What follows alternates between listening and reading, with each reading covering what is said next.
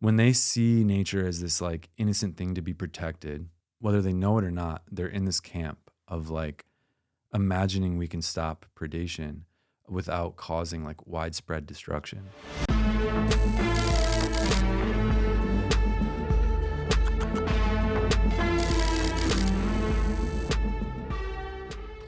I'm here today with Bradley Rydholm. Bradley, thank you for being on Urgent Futures. Thank you so much for having me. I'd love to start at the start and invite you to share who you are. What's your background? I'm Bradley. I run the Nature's Not Metal Instagram page. I'm an outdoor educator. I got my master's degree in outdoor education, which is a very broad degree. People do all kinds of things from wilderness expeditions, like rapids guides, forest bathing, running, forest schools for kids. Really whatever people want to do with it. I was really drawn to like immersive experiences for people who want to get outside and really pay attention to the non-human life in ecosystems, and I think a lot of fun. So I run these outdoor education trips, and yeah, that's it. You also run a Substack. Yep, I have a Substack called Green Night of the Soul that largely came out from Nature is Not Metal. I had done some writing that was a little bit longer, written posts, and that kind of grew into more discourse and more interest in like kind of long form writing. So I took a lot of the ideas about nature, human animal relationships, and philosophy about nature and about human growth, ecopsychology, kind of broad genres. And yeah, I write about that on Substack. And yeah. Why is nature not metal? Nature is Not Metal started as a account about interspecies care, cooperation, friendship, and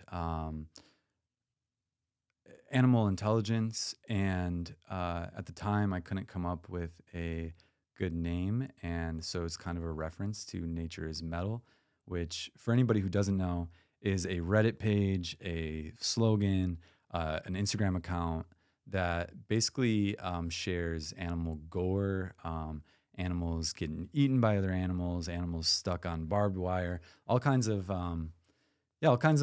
gory animal content that is very metal. Metal. Actually, a lot of people ask me like, "What does metal mean?" And like they're like, "Literally metal? Like nature is like hard." And so yeah, Nature is Metal is referring to like being metal and gory and dark and everything implied with that. So I wanted to just like kind of refer to that in a lighthearted way of being like nature is also cooperative and nurturing and cute even, although I avoid being too cutesy, but of course that is also there. I don't think Nature is Not Metal is a refutation or a rejection of nature being metal. The ideas are compatible. Nature, of course, is full of grief and predation and death, and none of us escape that. But also, competition is a factor of evolution, so is cooperation. And in fact, you don't really get any of the apex predators without a lot of altruistic care, a lot of feeding babies and play, and a lot of friendship and all the things that we think about when we think about nature being not metal. There's a little bit of tension sometimes for some people who think that like nature is just a fierce competition of the most violent or the most strong, and others who see the most successful species being cooperators, including plants. And I think the answer is both. And I think even in some way, we only get hyper intelligent and caring species like humans because nature is metal, because there's so much danger. We're kind of forced to be very nurturing of our young, of our friends, to look out for each other.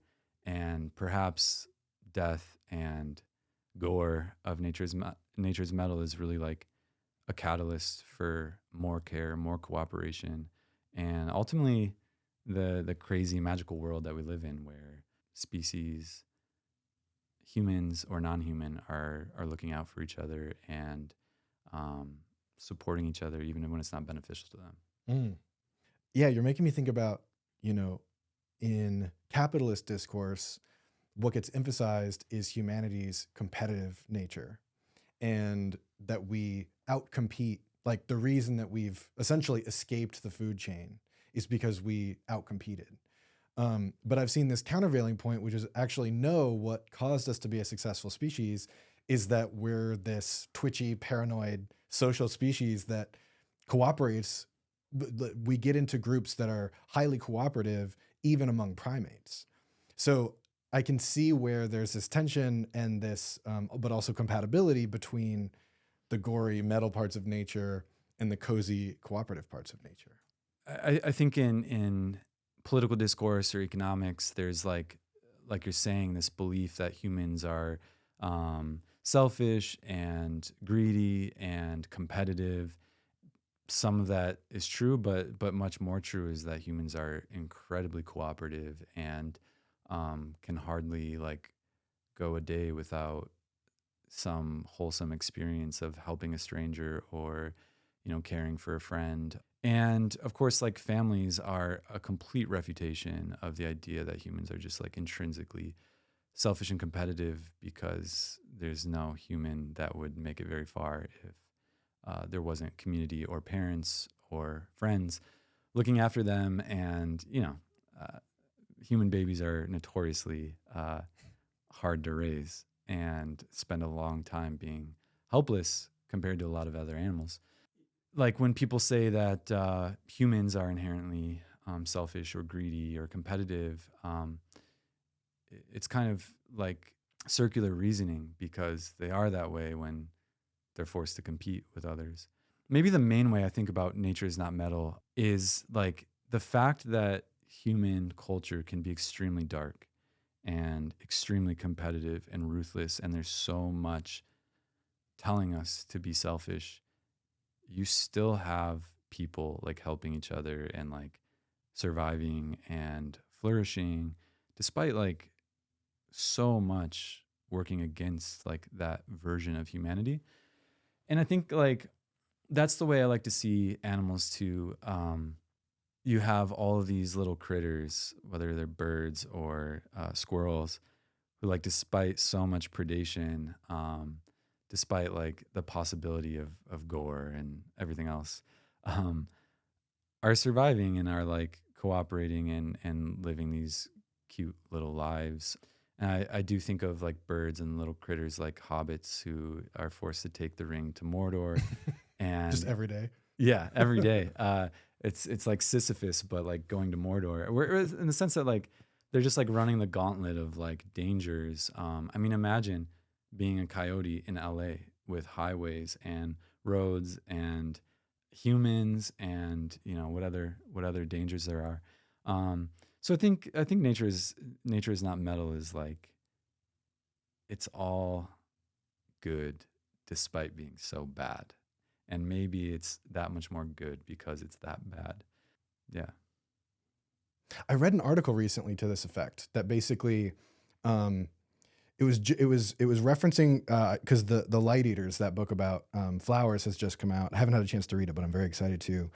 And there was a piece that was talking about how historically anthropomorphism has been looked at very negatively by researchers, but that there's a growing wave of, yeah, researchers, scholars, et cetera, who are like, anthropomorphism can actually be really beneficial as long as you don't take it too far or like force your understanding of human nature onto an animal, but rather you use it as a start point. So like we have feelings, primates have feelings. rather than kind of like squishing or compressing or flattening to just being like numbers or stats. Right. Yeah, I love that. There's a writer, Carl Safina, which I actually think you mentioned to me when we were like talking leading up to this. I love Carl Safina's work. I think he has like the most straightforward writing on ideas of like anthropomorphizing, and he kind of claims like it's not anthropomorphizing to like discuss or talk about the emotional lives of animals. Like we actually experience our emotional lives because we are animals. Like all of the hardware that we have, our ability to feel these sensations or to communicate in the ways we do, are just extensions of what came before us in the tree of life.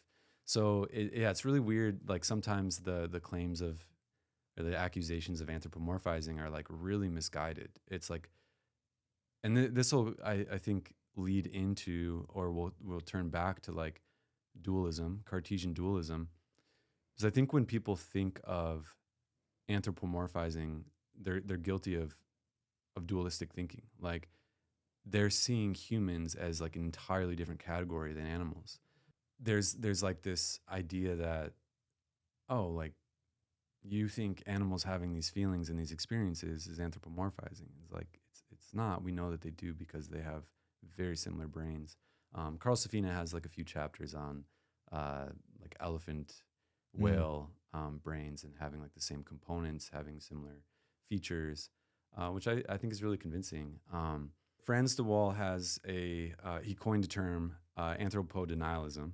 I also hope I'm not getting that word wrong. Anthropodenial is kind of a mouthful, but it's basically the idea that people, when they deny the emotional lives, the inner lives of animals, it's not evidence based, it's not empirically based, it's not scientifically sound, and anthropodenial is just as problematic as anthropomorphism. It's not holding up to the research that we have, and people do hold on to it. Mm. And the idea for him would be that there's somewhere in the middle where animals and humans have really similar experiences because we have very similar bodies, we have very similar nervous systems. So a lot of our experiences are the same, but you can go too far in anthropomorphizing in that you think they're experiencing the same things for the same reasons, or that they don't have unique experiences, and or the tendency to be like too bubbly about it. Mm. There's like the classic meme of like a hawk carrying like a bunny, and someone being like, "Look, he's saving that. The hawk is saving the bunny," which is like a problem with anthropomorphizing. Is people can tend to be like, "Wow, he's wagging his tail," and I assume that's happiness, instead of understanding that each species also has their own kind of range of behaviors that are unique to them. So that's like his version of Mm. steering clear of anthropodenial and anthropomorphism. Mm. I'm curious what you thought and what your experience of the orcas attacking boats Oh moment man, that's was. I feel like that's a minefield for me, because I've seen like a lot of discourse about it, and I think mostly it's fun. It's like an iconic animal moment that is very viral, and people are like speculating. And I think most of the speculation about like their motives is just fun. But I've seen like animal people getting really mad at the Mm. speculating. Like I saw one guy talking about how like orcas are not always loved by certain coastal cultures, and they're protected, but there's like a tendency for like people to want to go after them. And so this guy was basically saying that like if we keep claiming that they're like going after boats, doing this and that, then like it's just like feeding into people's like desire to like hunt them or drive them out or Mm. whatever. So he was kind of like going at the internet, being like, "Stop, speculating about them wanting to take down boats." I don't know if you were asking me like what I actually think that they're doing, but I've seen like a lot of uh, animal researchers saying that they're probably just really bored and going through a trend, which seems like a very reasonable thing to think, because there's all this like research on orcas having like behaviors that are kind of trendy. There was like the famous like orcas wearing the salmon as a hat. Did you hear about that? Yeah, like for like a period of time, they're just like, all right, this is the new thing, and we're all gonna wear these salmon hats, or at least that particular like tribe. And so there was like some people suggesting this was like an adolescent behavior, where it's like kind of edgy. Like Mm, we're gonna go mess with these boats, and that it would pass. mm. I'll just say that I don't know, but I do think it's funny that they're coming after yachts, and it's an internet moment. It's perfect for Nature's Not Metal as like this kind of like internet culture um, approach to like talking seriously about animals. Yeah, yeah, So I did do like one written thing about orcas at the time, and yeah. I brought it up because it seems to be, well, I brought it up because it's fascinating, yeah, but a sort of a Trojan horse. It was a Trojan horse also into thinking about the relationship between nature is metal and nature is not metal. Like that's an mm, instance of nature being both metal and not metal in some sense. yeah, Like it's evidence of animal cooperation, animal feelings, like if it is boredom or elation or whatever. But then it's also a moment of like, we fundamentally don't understand nature. We would yeah, have to spend all of our lives in nature to even understand some fraction of what's going on. And so we can't sort of empirically come to grips with this violence that we're then seeing. So yeah, I was curious what you were thinking there. And I guess as an opening into talking about nature is not metal in more detail, like what's the POV specifically that you're bringing to that account? I really wanted to use video and like a internet kind of somewhat viral method of like talking about these things. I try to sometimes be subtle and sometimes be straightforward. I mean, a lot of times like it'll be like thematic posts of many viral videos. Um, and sometimes it's just literally me writing words to be like, here's what I think about this thing.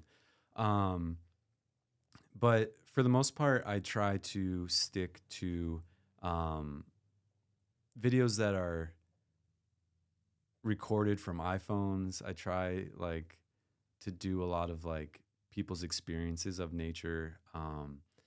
So there's like a lot of like I really love videos that are people being like, "Wow, oh my god!" I love like the double rainbow guy, Mm, double rainbow all across the sky. Oh my god! There's so many videos on the Nature's Not Metal page that are people like doing that same thing. Like the amount of times people are like just screaming like, "Wow!" And a lot of times, like, I love when it's about something that's so mundane. It's like a squirrel who's like on their porch and they're like, "Oh my god!" You know, that human reaction is something that I share a lot. I do avoid a lot of content that's like obviously contrived. mm, Um, People send me stuff all day long, just like stuff that they think I should share, and a lot of it I'm like, guys, this is so fake. There's a lot of like videos of like this guy rescued a deer. The deer came back to him. He did this, and it's like spliced videos of like totally different people and deer. And I don't even have the heart to tell people like, guys, this is clearly fake. So I do try to curate some like level of um, this has to be real. I try to mm, use discernment of like what I think is probably contrived or not. I've been got before. Like mm. I've fallen for a couple like really fake things. Fake like different things cut together in a sequence. I fell for one of those Mm, at one time, and now I'm like a lot more like careful with that because it's kind of embarrassing to like try to curate against that and then to be had. One of those, but like occasionally, yeah, there will be something that like I kind of disapprove of. I usually avoid like zoos and try to avoid a lot of rescue situations that I don't think are appropriate. Are you opposed to zoos, or do you have strong negative feelings about zoos? Yeah, I think there's like widely discussed problems, ethical problems with zoos. I'm not so into it that I know which ones are like, you know, really appropriate and not. Like Mm, I'm not a person who can like point people to the right zoo, but there are people out there who are like, I know there's a few zoos with really good reputations. They don't mm, like pull from the wild, and yeah, and of course there's like small confinement problems and stuff like that. So in general, I like try to avoid zoos because I don't know. mm.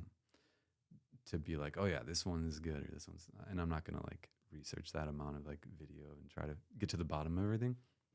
Um, so yeah, I think like a lot of the themes are like interspecies friendships, and there's tons of content I could share, but I know is like fake or like forced.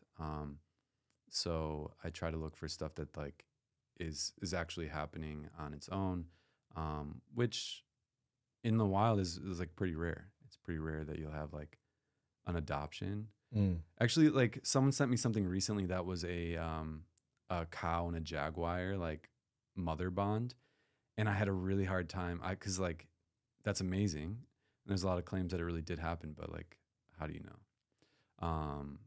And I was like looking into it, trying to find it, and I was avoiding sharing it. Those things happen. It's just extremely rare. Mm. But obviously, a huge part of Nature is Not Metal has been like almost any animal from like rat to like bee to jumping spiders to cows, dogs, whatever, if raised by some nurturing figure, is going to have a bond with it. Mm. And some people are like skeptical about what that means. Like I got like some criticism one time, like criticism, just people in the comments or DMs or whatever. But they were like, oh, how can you say like nature is this like, or animals are this cooperative or nice or whatever, when like a lot of these are just like being raised by someone outside their species. And I remember thinking like, it just proves that like every animal has the capacity to be this way.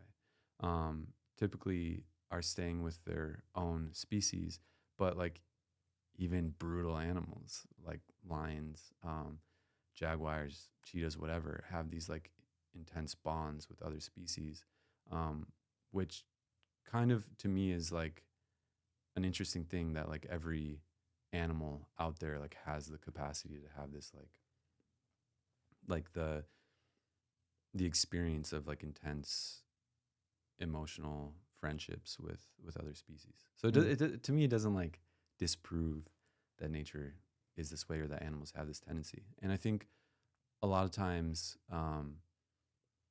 there's like animals are always that way with like their own families and friendships. We just don't see it because the communication is a lot more subtle. When Mm. you have like an interspecies friendship, you have to find ways to really communicate like across that boundary.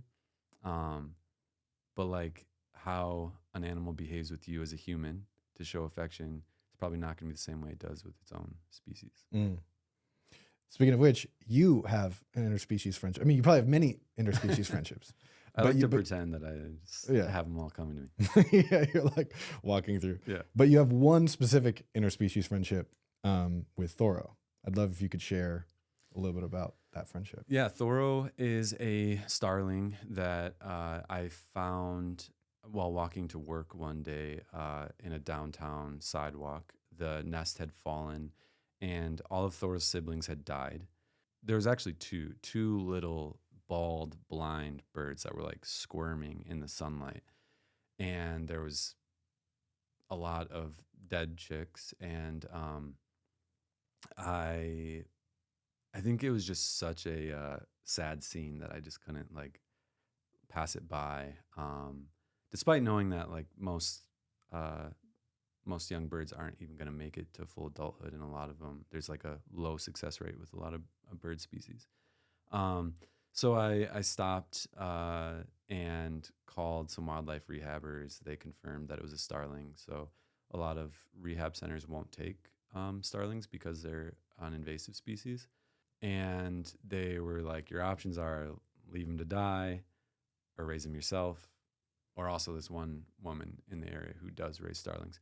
I called that woman. She had already had so many starlings that spring that had like fallen from their nest or whatever. She was like, I'm not taking any more. Um, but helped me like, and so I took Thoro home. The other one had died before I even got the chance to like feed him. Thoro, then I thought was gonna pass. Very weak, very like not moving, and then fed him. The next morning he was energetic and screaming for food all day long. For several weeks, I was feeding him bugs, cat food. Wet cat food is like a good go-to. And yeah, I did all the research I needed to be a good bird dad. I learned that like their palates are like what they know they can eat is what their moms or dads gave them.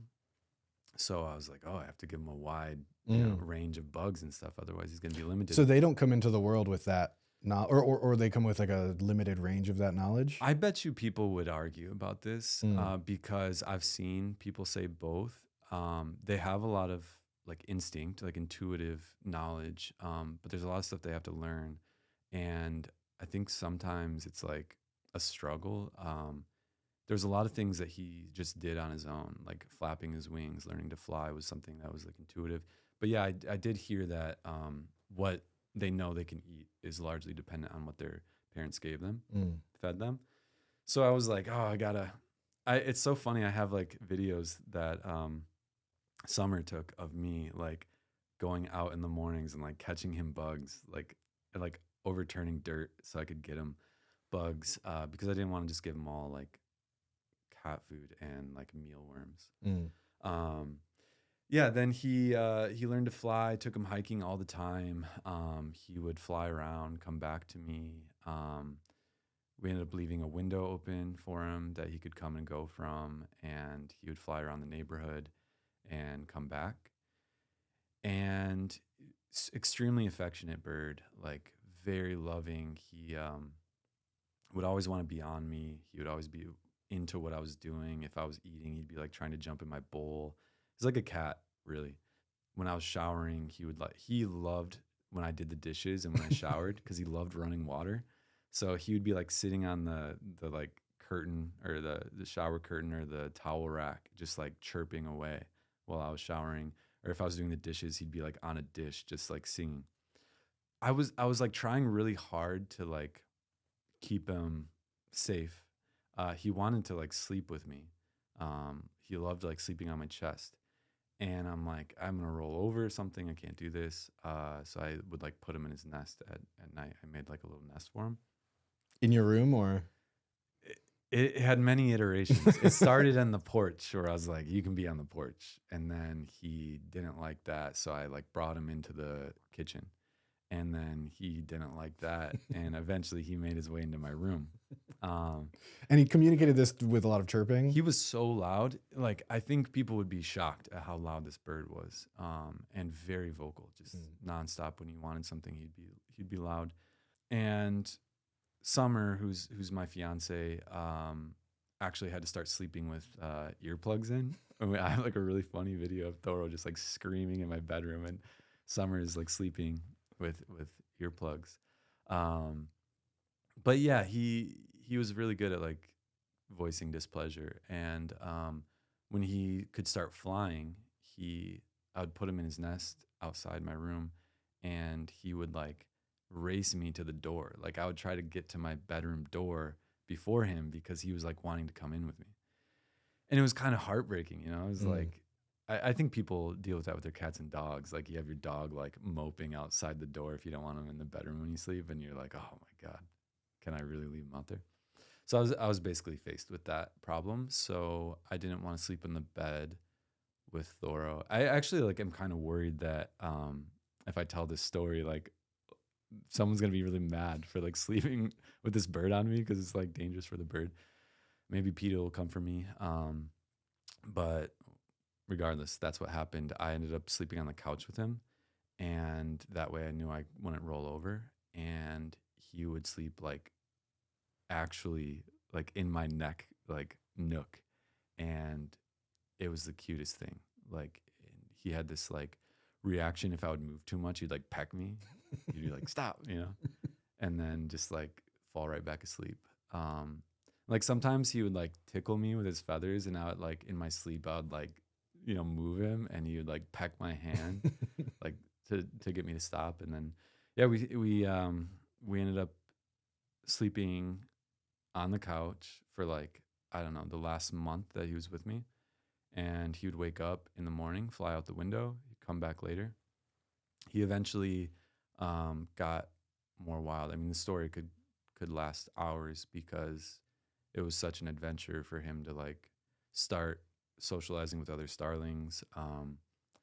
He tried to go on my mailman's shoulder, which my mailman freaked out. You know, thought he was getting attacked by a bird. Wow. So he slowly started learning like not all humans are friends, Mm. which is it's good. That was the number one concern with raising him. Like he eventually was totally wild in the sense that he could like befriend other starlings and get his own food and fly around. He even like slept in trees at night. But he was way too friendly with humans, at least at the beginning, before he slowly like kind of dealt with humans who started screaming.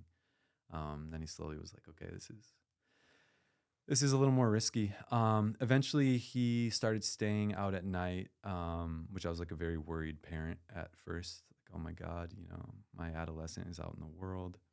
And how long, by the way, did it take? Like, how long were you raising him, you know, in your space versus when he started socializing? So I think I rescued him in April. Then I had him April, May, June, and by July he was very independent. Like in July was when he started staying out. Like one time he stayed out for 2 nights where he didn't. Just going to parties. Yeah, I don't know what he was doing. I watched him from my window all the time. Like Mm. I was just keeping an eye because I needed to make sure like nobody was harming him. One Mm. time he like flew around the neighborhood kids and they were like, it was like a intervention situation. Like they were getting worked up as kids do, with like an animal too close. So I was always monitoring. It was like actually kind of unhinged how much like time I spent on this bird. And so yeah, that month he ended up spending 2 nights on his own, and that was kind of like it. Like I was like, okay, he might actually migrate. Which, by the way, so many people told me was impossible. So many people like, first of all, a lot of people are very unsuccessful raising birds. Like I get comments and DMs being like, tried to raise this kind of bird, and they just died within days. Which the rehabbers told me like there's a 99% chance he dies, and you can try, but it's not going to happen. Then everybody was like, they can't be wild if you raise them. But I was like, I was determined. I was playing starling noises for him on YouTube so that he would like have that experience. I was sure to like put him outside with starlings. Even like contacted a woman who raised starlings to see if I could have him like integrate with them. Mm. Was really like going out of my way. Like I said, taking him on hikes, all this stuff. And it worked. I mean, I really think that there would be a lot of people who don't believe me unless I had like the videos. I have videos of him like actually going up to other starlings, and like a really cute one of a starling on the wire above our house and him landing and like scooting closer and them kind of like looking at each other, both young starlings. And then, yeah, so it was time like midsummer, the starlings in neighborhoods start gathering and they go a little bit more rural, and they're looking for like farm food. And then a little bit after that, those groups meet up with larger groups, and that's when you see the murmurations of starlings. Mm. So I was like, okay, it's time. Like he could really do this. And then one day I was at work. He came home, visited Summer, who was at home, spent like an hour with her, flew away, and never came back. I don't know how long he made it on his own. Maybe he's with the flock. Maybe a cat got him. Maybe whatever. He's out. He flew the nest and was his own bird, and I had to accept that. But a beautiful situation. I mean, I'm very thankful for it. It was, I think, so I'm telling the story on Nature is Not Metal of Thoreau. And I'm like leading up to what it meant to me and what I want it to mean to other people, which is that like this little starling was an orphan, grew up weird. When he started interacting with other birds, he was actually too aggressive because when he would play with me, he was like grabbing my finger and shaking it, and I'm like huge. I swear, one of the times I saw him out with the little starling family that actually nested on my roof. Um, so there was a starling family that their nest was in my gutter, right above the window that he flew in and out of. And there was three little starling birds that would follow mom, like right up along her the whole time. And he started interacting with this family. I just remember thinking about like how funny he must be. And he like went out one time, and at one time I have this on video as well. Like the mother got a little like weirded out by him, Like, and you're not like one of my children yeah, and type of like thing. pecked at him, and he like flew away from her, but he would like keep coming back. Um, and then I remember him pecking one of the other adolescents, like one of the young starlings, and being like, "Oh no!" Like they're like running from him right now. Like I have like the wild child kid who's like can't go to daycare anymore because he's too like rowdy. But he's like, he was the orphan starling, and like out there surviving, and that's an amazing story. But he also like, I talked with so many people who raise starlings, and they're like, I couldn't even get my starling to like really ever want to be touched, never would be pet. And he like loved all these things. He like loved this kind of like affection, the weird running water thing that he like loved. We're all like unique personality traits, and like even a sense of humor. He did like really outrageous things that are like, oh, he was a little person. And so I think the point, I think like the wonder of it is that when you see like a murmuration of all these starlings like moving in these crazy shapes, like each one of them is an individual, and each one of them is a person. And I think that's kind of magical. I think that's really powerful to be like, there are like thousands of these birds in a flock, and each one of them like has a personality, and has the capacity to like really show love to other species or within their species. And I think that's like, for me, one of the things that I want Nature is Not Metal to be about is like caring for the environment is, partly for our own good, and we don't want to like destroy the planet. We live here too. Yeah.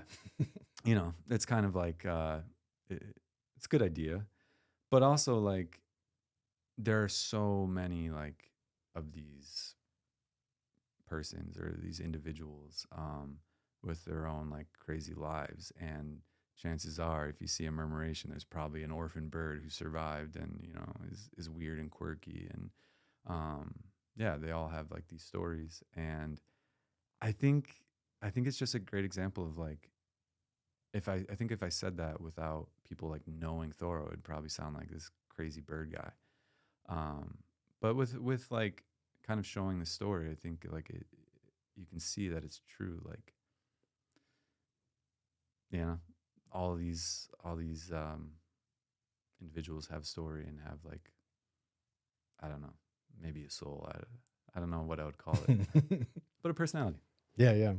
Like, I'm thinking about the fact that you're somebody who, for your work, you go teach people about nature and being attentive to nature. And then you're having this experience that's totally novel for you. So I don't know an exact question that brings up so much as like asking you to reflect on the relationship as sort of between those two facts, like the fact that you do this work and the fact that you did have this enriching, surprising, rewarding relationship experience with, as you say, an invasive species to boot. Yeah, wow. Well, there's a lot there, and I think that can like get at a lot of controversy and disagreements about nature. I mean, one of them is like, um, me coming to California, I think was like a really, uh, in some ways, like a culture shock of like how people relate to nature. Because people are way more like granola and naturey than like where I was from in the Midwest. People are way more likely to have like gear and like, I don't know, make reservations for going out and into these places. Whereas like the Midwest, a lot of people who are naturey are just like grew up rural and like wandered areas. And yeah, there was like kind of a learning process for me. I think there was like a bit of I guess my experience in like the outdoor education space and like a lot of nature and granola spaces is like there's a tendency for a lot of people to see nature as this like museum, like the leave no trace, don't touch it. It's really fragile. It's something separate, which is one of my like big. Uh, it's one of the things that I like really disagree with. Like we are we are nature, and our cities are nature, our suburbs are nature. And there's like a danger to thinking of nature as like Yosemite and Yellowstone, but like we're in the city. There's the need for seeing like our cities and our suburbs as nature, because whatever happens here, whatever kind of like biodiversity and protections we have, immediately affects what happens. One anecdote I like to give, there's like this crazy article that I read a long time ago, just really stuck with me, but it's like talking about microplastics in clouds, like coming up through, the amount of like plastics in our waterways now, um, just evaporating and like becoming a part of like our cloud structures. And so when it's raining, there's like thousands and thousands of pounds of like plastics coming down. So it's talking about like places like Yellowstone just having like tons of plastic dumped on them.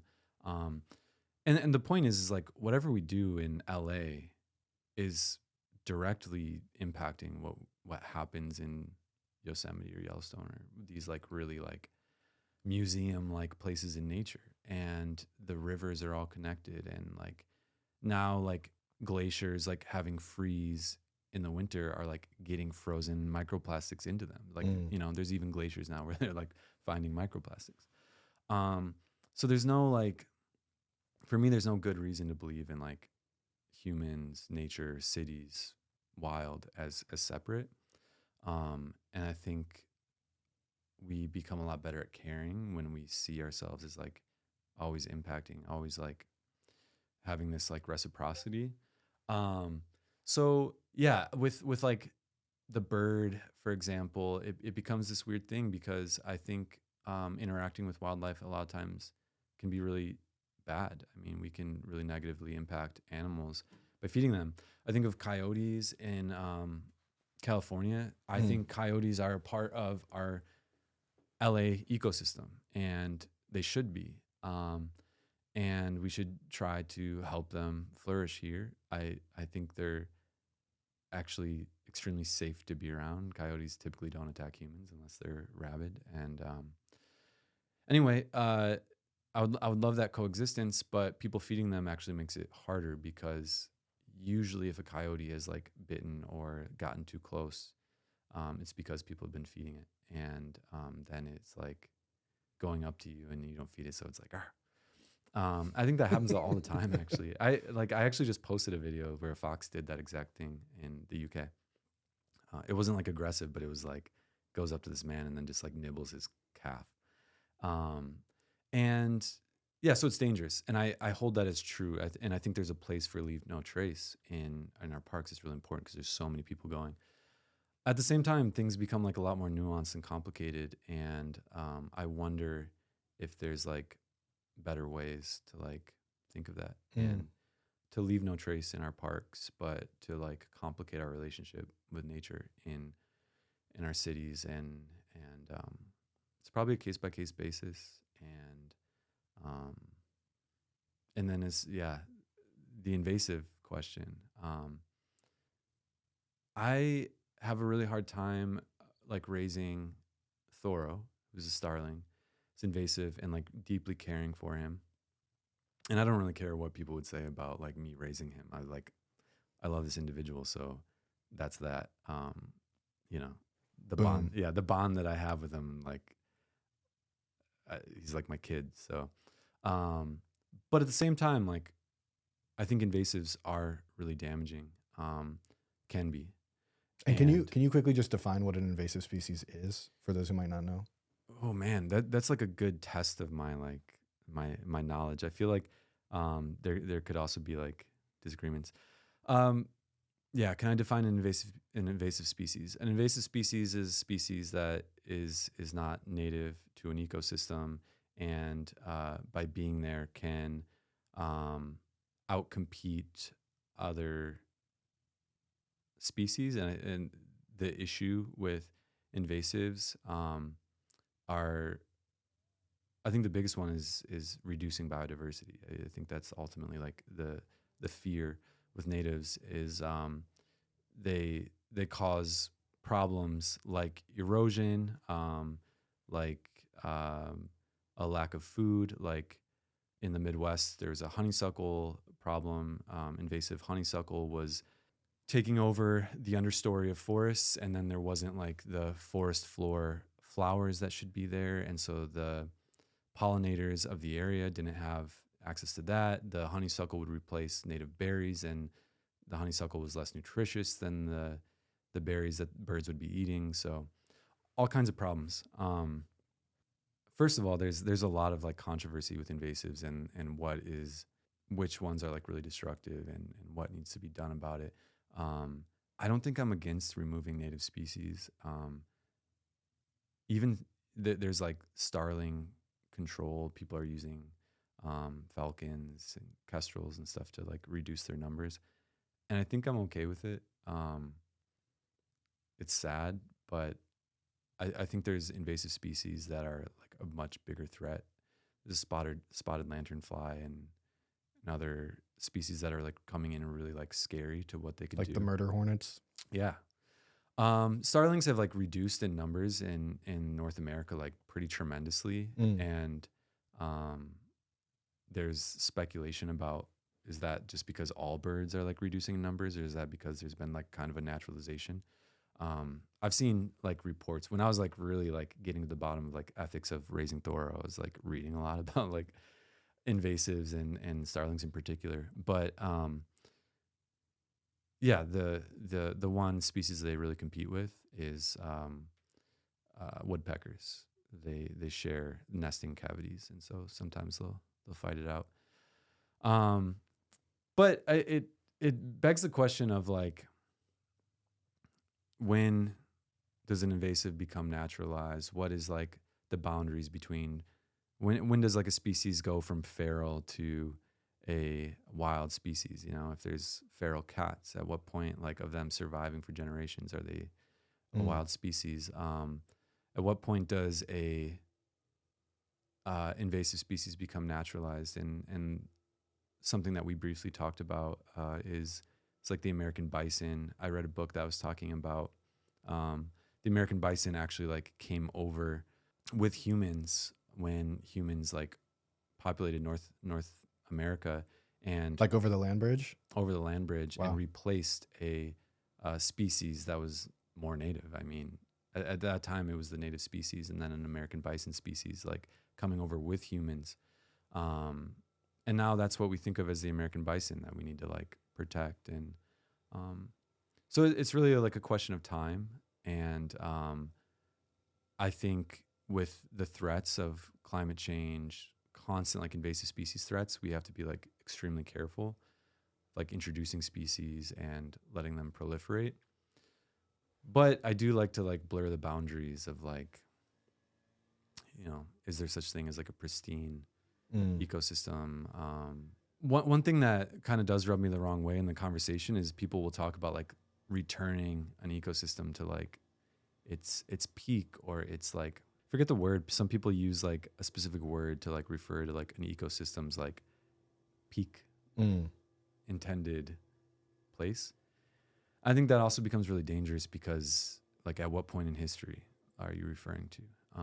California is a great example of like many transitions and changes in like what was there, and there's no point in time where we can all agree on that like this would be the appropriate, you know. Mm.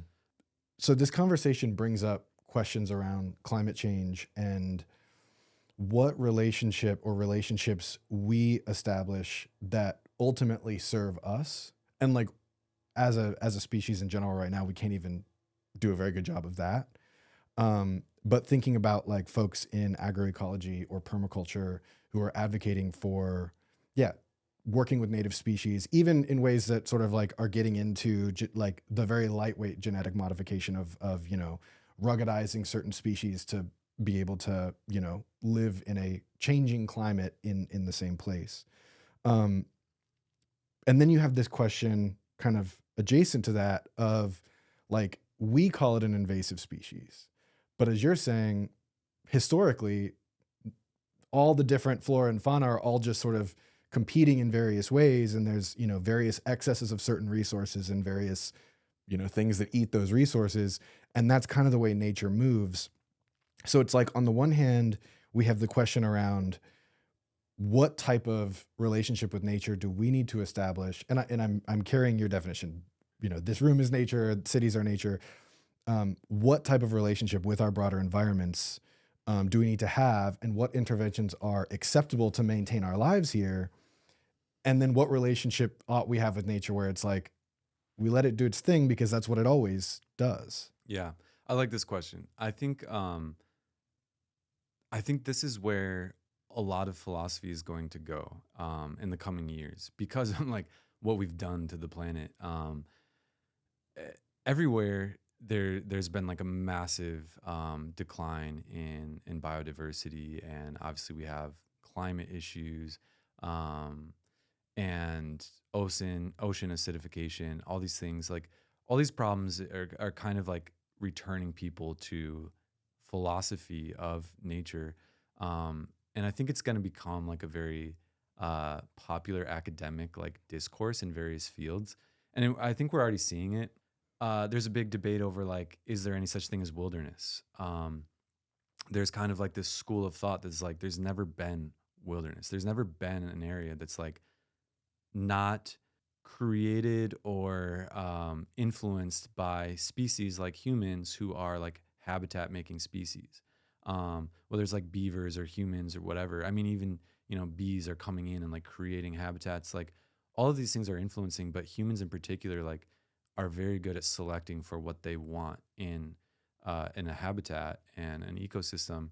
And so like, particularly with um, indigenous people in the Americas, there's like a huge push to be like, they were intentionally using fire to like, create like grazing lands. They were, um, like pruning trees, using like a lot of methods that were sculpting a very productive ecosystem. Um, Hunting at certain times of the years to like make sure there wasn't a decline in population even while they were taking from it. So I'm reading this book called Tending the Wild, and in it, it's basically like this argument happening. Like, um, California in particular was like intentionally tended to, and so when like settlers came here and were like, "Wow, look at the wild," it's a very weird way to describe it, at least in like the Western understanding of like Mm, this is what nature created. mm, And there's like a lot of philosophical like content there. Cause like for one, there's people groups all over the world were like selecting for what they wanted. And one point that Anderson, the author, makes is that like there wasn't like hunters and gatherers. There weren't like people going into like what nature created and like taking things like, oh, we're hungry, we're gonna collect berries. It was like a really intentional, we're going to select for oaks because oaks are very productive, and we're going to facilitate this kind of growth and increase the amount of fish or whatever. um, and so then I've seen like this discourse like keep growing, and now I've seen like articles come out about like the Amazon rainforest as like also very intentionally um, uh, tended to like increase certain species. And ultimately, like what's happening is people are like creating a habitat that's like productive and useful, and it complicates the way we see like taking care of nature. Um, and I think there's so many like positions that pop up. People have this idea that we need to like conserve wilderness or like set aside these areas for nature, which I think like in my opinion becomes like naive, because like what is setting aside for nature? And there was kind of the problem with that was really evident in California, where you had like settlers come in and they're like, oh crap, we're like destroying a lot of resources. Like you can tear down a forest, it doesn't really grow back like we would hope it would. Sometimes there needs like tending. Um, but like one of the responses was we need to like maintain forests, and so we need to stop fires from happening. Well, that wasn't always like the most productive response, as native Californians had used fire to like take care of forests, to clear understories of brush and flammable buildup that would like actually be forest threatening in the long term if they weren't, maintaining. So now like a lot of conservation groups are like returning to like, control burns and stuff like that. That might sound very practical, but like underneath it all is like our ideas of like what is nature, and like how much are we like tenders, uh versus like or like a really popular internet opinion is like we're like parasites on the planet, and like if we could just set it aside, that'd be better. And the truth is it's not always better. And I think it's much better to like consider our impact on these beautiful national parks. Sometimes that means tending to it. Our cities as nature, which sometimes means like nature corridors and taking care of the rivers or whatever it might be. Um, but yeah, it's very potent. Like philosophically, like we're kind of in like a very interesting time to talk about nature. Our opinions on it are like there's a lot of camps right now who don't agree of what it even is, or wildlife. Yeah, yeah, Yeah, I mean, and you brought up coyotes earlier, and it got me thinking. So, it's been very rainy here in Los Angeles. It's been a very rainy, winter and spring. And there was a moment where there was a coyote just right at 11 a.m., like fully daytime, standing on this part of my house where it's like a fountain, and then kind of rooting around in the dirt looking for things. And I filmed it because I couldn't believe I was seeing a coyote so comfortably in the daylight doing its thing. I mean, you'll see them, off and on in the distance, but they're always sort of slinking around. And of course, it didn't know that I was watching it through the window, or it didn't care, maybe. But sort of adjacent to that is like a year or a couple years prior, I remember seeing many more coyotes and hearing many more. I've come to understand that the like coyote kill idea is not necessarily accurate, but during the night you hear a lot of like hooting and hollering from the coyotes, and I hear much less of that now. And this is a little bit of a kind of a gross story, but I mean, I guess we're talking the ways that nature is metal and not metal. We had started noticing them in these different ways, but then realizing that there might be a connection between the fact that I haven't really noticed coyotes, and that seeing that one in the yard was like the one time I had seen a coyote during the spring and the winter and the spring. And then also around the same time, it's a cold, wet, period of time where maybe, the hood of my car looked like a good place to kind of nest up and stay protected. And so it just, as you were talking, it got me thinking about that relational quality of like, we think of coyotes as like, oh, whoa, got to stand back. Like that's potentially a dangerous animal. But in actual fact, the rats have caused me more sort of have created more of an imposition in my day-to-day life in, getting into my car. And so I'm not neither the rat nor the coyote is bad. I'm not sort of, right. sort of, yeah, I'm not making a value judgment on them as beings or creatures, but it sort of flipped my expectation of like which of these animals might pose more of a problem to my day-to-day life. So yeah, I'm just thinking a lot about this like relational, ecological way, systems way of thinking about nature, rather than like the individual isolated moment. Yeah, I love that. I think like when we're like trying to figure out I think when you think very critically, or like if you have a background in thinking too much, you can like find yourself in like, wait, what actually are our values? Yeah, like in nature, like what is it? Like if we do complicate things, like if we do like not have like a good or bad like orientation to like species, whatever. What is it like we're actually after? And I think like you brought up systems thinking.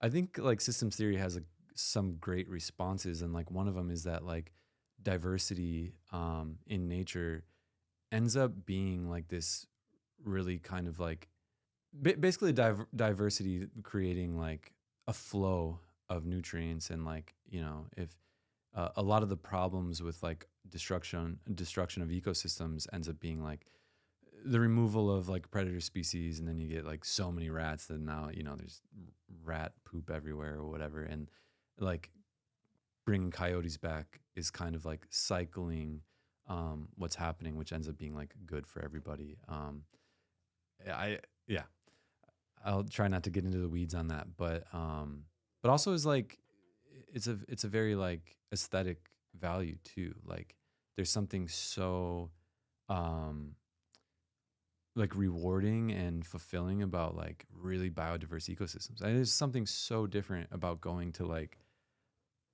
the Amazon rainforest and just seeing like everything moving and so much diversity there, compared to like uh, places that we've just like obliterated. Now there's just like Mm, crows and rats and that's it. Yeah, to me, like biodiversity is a easy to point to value mm, of like, well, if everything's nature, maybe it's all good. But yeah, there's like some things that we can point to, and I think like that's one of them. And also, I'll mention that I just saw like a coyote, two really interesting interactions with coyotes in the city. But Summer and I were driving home, and we are like, let's take this route because we want to see like if that coyote's back. And we ended up seeing this coyote that we like wanted to see eating a rabbit, and it was like we were like trying not to bother it, but we were like we really want to see it. So we were kind of like driving alongside it, and he was like trotting on the side of the road with a rabbit in his mouth, and we were trying to get like some footage of it, and but it was so dark that now I just have like this extremely pixelated image that you can't see anything. But yeah, it's really cool, and I think like there's this conversation around lawns where it's like for you, I feel like it's not anything interesting or insightful, um, but maybe for some people it is. But like we have the opportunity to be living in like biodiverse ecosystems, like in LA. And it's just so tragic that we've opted for these like lawns mm, or like endless highways, and like constantly reducing. This is an anecdote that I've told before, but like it just sticks with me because I was a kid, and I remember just being like, these adults are crazy. Like there's something wrong with adults. But My parents moved into this like cul-de-sac that had a creek in the backyard, and it was like forested, mostly because you can't mow. It's like rainwater runoff mm. system for the city, but so it ends up being like forested and like wetland kind of vibe. And it was pretty cool. Like the kids would all go back there and, you know, get lost, and it felt really big at the time. Now when I've returned to it as an adult, I'm like, oh my god, this is like a tiny strip of trees with like a little creek. But a beaver moved in, Mm, and which is crazy because it's like you know, an urban area, or at least like it's like on the outskirts of the city. Um, so beaver finds this and moves in and dams up right behind our backyards. And as many people know, like beavers are, they invite in a lot of other species. I mean, a beaver can move in and like invite cranes and uh, tons of amphibians, whatever. So that's basically what happened. You get like this kind of blockage of water and increase of the critters out there. And for me, I'm like, I would almost think, especially as a kid, that would be a great way to sell a house. Look at all the wildlife. You know, there's a beaver, there's cranes, um, you know, there's salamanders, uh, Nat Geo in your backyard. Like our property value should skyrocket. You know, of course, that's the exact opposite of what like the adults thought. They're like, oh no, there's beavers. We got to get them out. Like mm. call animal control. This is horrible. Like what's next? You know, some coyotes around. And yeah, so they had animal control out and take out this beaver. Just seems so like absurd. And I think ultimately this is like the main thing that I'm like trying to do with Nature is Not Metal, which is like nature is everywhere. We are a part of it. And re-enchanting the world, which is like this kind of like slogan that I've tried to like run with, is really about like removing this like spell. I think of it as like a constant inundation, teaching us values that are really like hatred towards life. If biophilia is like the love of life, like the inherent like love of like greenery and like other species, I think like our culture is very biophobic. Um, People are like, oh no, a beaver, gotta take it out. But why? I think it's just learned. Like I can't imagine a reason why anybody would feel that way, but it's the way we think of everything. I mean, it's like, oh no, there's like prairie dogs in my yard. Gotta remove them. But like, it just the question, but why? Why wouldn't you want some prairie dogs hanging out? Because soon enough, there's going to be hawks hanging out. Like they want they want access to that, and now you're going to have all of this right in your front yard. And like, it's just so weird that some people would be like, yeah, we gotta get rid of that. There's going to be a mound. That would be horrible. But like, I'm going to vacation to Yellowstone where I can see like, maybe a wolf, maybe a bison. Yeah, you could just have that anywhere. And I think ultimately it's like control. And humans have created this in most cultures in the world today. Humans have created this like intense need for control. And I think this is my understanding of like ecopsychology, why it's so important to consider biophilia. Like for me, what's in it for the person who doesn't care about the wild, the person who's not into, I don't know, Steve Irwin or whatever, like what's in it for them? Um, I think people don't realize how much our lives have been shaped by like control and domination, um, and how rewarding it is to get out of that. Our landscapes, cities are created not just to like eliminate other possible like city dwellers, animals, but they're also created to control humans. And of course, there's like academic studies of like how urban environments are created to like corral people and discipline people. Um, and it's terrifying. Um, One friend of mine who is a very city person came out to an area with me, a wild area, and one of his first like responses was like this crazy realization, like, wow, all of this is just doing this. He's like, who's responsible for this? What human is like making these trees grow here and this water grow here and these animals do this? Like, it can't be that this is just happening. And to me, that's like the best example of like our minds are so influenced by like our like systems of control. And like if there's like bugs, like, oh, where's the poison? If there's prairie dogs, is like, where's the the rat catcher or whatever. There's a beaver, we gotta, like, there's this constant need for control. And so my friend being like, what's going on? This thing is just taking care of itself and it looks like this. I don't believe it.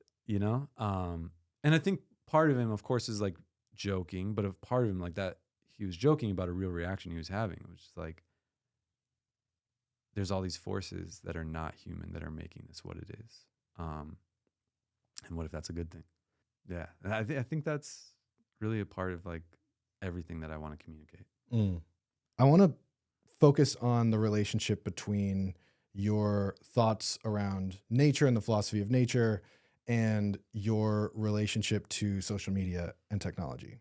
In a recent Substack post, you wrote, "The controversial truth that I'm hoping to communicate in this essay is that the people who see themselves as standing outside and above the cycle of life are more dangerous than those who can accept their place within it. This not only includes those who clear cut ancient forests, but many animal activists who cannot come to terms with the cost of being an animal on this planet." That seems like a very hot take. And I'd love to invite you to elaborate on that. Yeah. So in that essay, I was kind of inspired by or like prompted by the reactions that people have to my page, um, and the reactions people have to a particular art piece by Summer Wagner, which was uh, a reinterpretation of the tarot card Strength, which has a woman with a fawn, and she has a dagger to the fawn's throat. And I loved the piece because um, it's very provocative of like what is strength and what could that look like.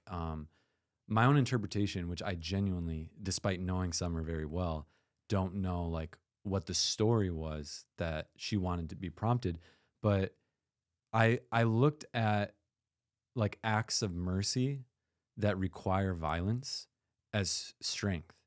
And I think for me that's a huge part of the way I think about strength is like sometimes you might actually have to like do something horrible in an act of mercy. And I think with like the animal world, that comes up quite a bit. There are people who have to put something down that's like really suffering and it's not going to recover, or perhaps even like taking a life to protect others, whether it's like shepherding or whatever. Uh, there's a lot of like grief and hard decisions and a lot of dirty hands in ethics. And so I really loved the piece, and I interpreted it as like something bad has happened, and this young woman is like committing an act of mercy that is probably really hard to do. So in the essay, I talk about how people responded really negatively. Not everybody. I mean, of course, the piece is great and is actually really loved. I'll shout out Summer. The piece is phenomenal and people loved it. But there's also a lot of people who were very angry with it and just kind of like became a little like uh, bothered me, just feeling annoyed at people who were like so mad at the image because it was like violence against animals. So some people are like, I can't believe you're doing this to this deer. Like clearly it's she's not really like taking a picture of someone who's slaying a deer. But even when she said like this was a taxidermy deer and she's not really killing this deer in the photo, people were tagging PETA, hoping that like this artist would maybe get canceled or something for like a symbolic gesture of violence towards an animal. There's a lot of people who respond that way to the Nature is Not Metal page as well, like people who are really upset. Um, Occasionally I might share like a predator video. It usually I don't because that's not what my page is about, but sometimes it is relevant or like appropriate and people get really upset. And I think there's a reaction that people have where they imagine this kind of like pure innocent nature, and I think that requires like a dualistic thinking, like animals innocent, humans bad. um and there was a post that I shared where there was like fishermen who played a prank on another fisherman, but there was like a fish on the line in the video. And so people were really upset. They were saying like these fishermen should die, this poor innocent fish. Really creating this like evil man, innocent fish uh, dichotomy. And I just like took it as an opportunity to write about because I think it's really interesting that people think this fish, which is happens to be a predator, happens to consume a lot of fish. It eats fish all day long. Um, but that's innocent when the fish does it. These fishermen who are going to eat perhaps the same amount of fish, perhaps catch that many fish, um, they're actually really murderous, evil people.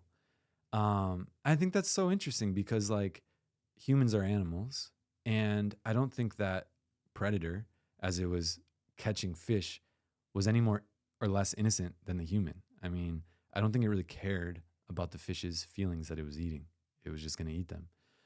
And I think the same was true for the men. And it's not to say that we shouldn't have ethics and we shouldn't consider the way we're hunting or fishing, but it was really funny to see because I don't think that's true. I think humans are animals, and there is like there's no dualism there. And of course, it becomes more nuanced. Like we might have more like reasonable expectations of people to be kind and considerate in the way that we like consume. And I'm an advocate for that. I think like, factory farms and certain fishing operations need to be reined in, for sure. But uh, I do think it's like interesting to ask people to like pinpoint at what point like this predator Mm, stops being innocent. mm, Um, because the like if you maintain a dualism, it's really easy to be like, well, the fish is less intelligent and it's, therefore it's more innocent. But with orca whales, for example, orcas are more intelligent. They have massive brains, bigger than humans, um, and they show acts of play with their food. Um, so does this animal stop being innocent? mm. And in that case, are they human? Have they escaped the category of innocent animal? And do they become murderers that we need to punish when they catch a fish impolitely? Um, but I do think like when we investigate things like that, like the categories of dualism break down. And I think the point of what I was writing was like, I think when people have the savior mentality, like they end up becoming more damaging. And I think that oftentimes when people see binaries between like innocent and guilty, um, when they see perfect categories of like victim, um, they end up causing a lot of harm. And I think like perpetuate a lot of problems that like they themselves want to stop. Which ultimately I like see the best example of that is like there's a group of people who think predation is bad. So they would see the orcas as murderous, and perhaps lions. And there's even academics who think that humans have a responsibility to stop predation in the wild. Some people think I'm exaggerating, but there is a large block of people who want to stop predation in the wild. Um, and funny enough, there when I like posted this essay, there were a lot of people who literally responded that my essay was problematic and we should stop predators in the wild. Like we should. Or like a better world would mean that there's no lions hunting, there's no sharks or groupers or orcas eating other animals. There's been solutions offered like we should feed lions vegetarian diets. Maybe we can lab grow meat and give it to, which I think is like a lot of people like just laugh it off. Like that's crazy. But for me, I'm like, I don't think we should laugh it off. I think we should take it serious because I think a lot of the people are on this like same thought, same like groupings of thoughts. When they see nature as this like innocent thing to be protected, I think whether they know it or not, they're in this camp of like imagining we can stop predation without causing like widespread destruction. And so I use some examples of like when predators are removed from an ecosystem, you have an abundance of grazing animals. And there can't be trees if there's so many squirrels eating nuts, there's so many deer eating young trees, which they happen to really love, lopping the tops off of growing trees. Um, and so you'll find yourself in a wasteland. And I just think that that's really what I'm trying to say is that if you can't like accept shadows in humans, you'll find yourself as like an inquisitor. You'll find yourself as like the prison warden who is like actually the villain in the story, you know? But they're so convinced of like their righteousness. If you're like against these predators, like you'll find yourself creating a wasteland by imagining like this utopia. And I just think the problem is actually big. Like it may sound like I'm like against some fringe group of people who are like kind of nutty, but I think a lot of people end up finding themselves like believing you can kind of like remove the bad or like you Mm. can save this. Even like raising Thoro. Um, I think I have to accept that like he's a bird and he's gonna go off and perhaps like be eaten.